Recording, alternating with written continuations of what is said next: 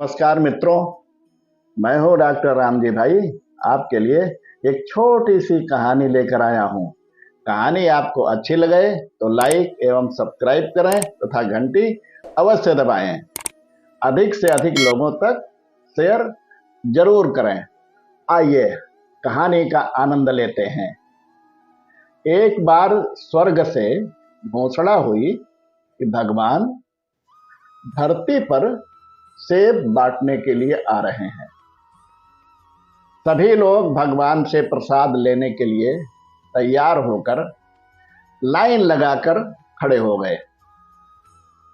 एक छोटी सी बच्ची बहुत उत्सुक थी, क्योंकि वह पहली बार भगवान को देखने जा रही थी।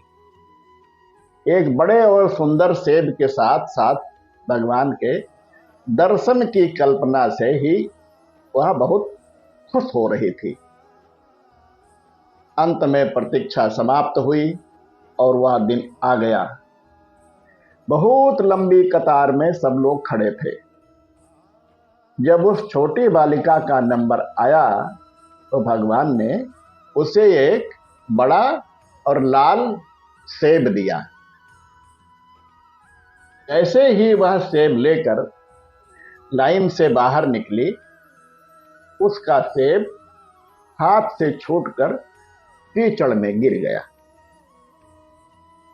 देखकर बच्ची बहुत उदास हो गई। अब उसे दोबारा लाइन में लगना पड़ेगा। दूसरी लाइन पहली लाइन से भी बहुत लंबी थी,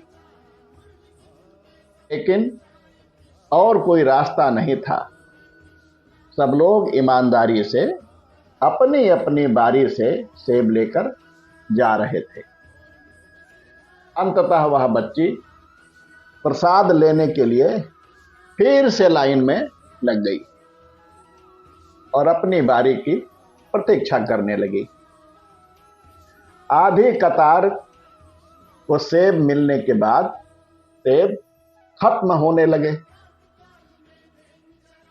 देखकर बच्ची और भी उदास हो गई।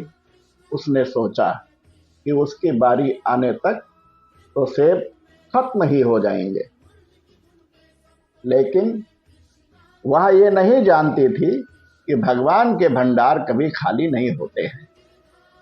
जब तक उसकी बारी आई तो फिर नए सेब आ गए। भगवान तो अंतर्यामी होते हैं। बच्चे के मन की बात समझ गए।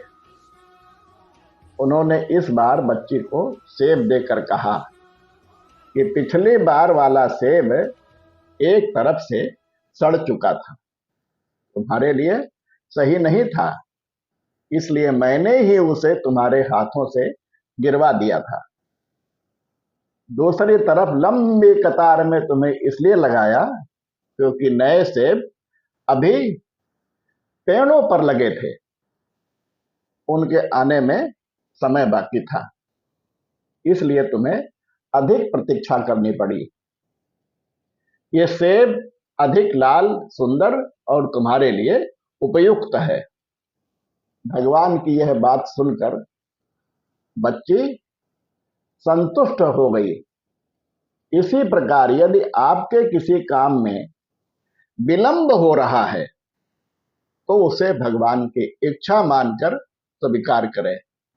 जिस प्रकार हम अपने बच्चों को उत्तम से उत्तम देने का प्रयास करते हैं, उसी प्रकार भगवान भी अपने बच्चों को वही देंगे जो उनके लिए उत्तम होगा।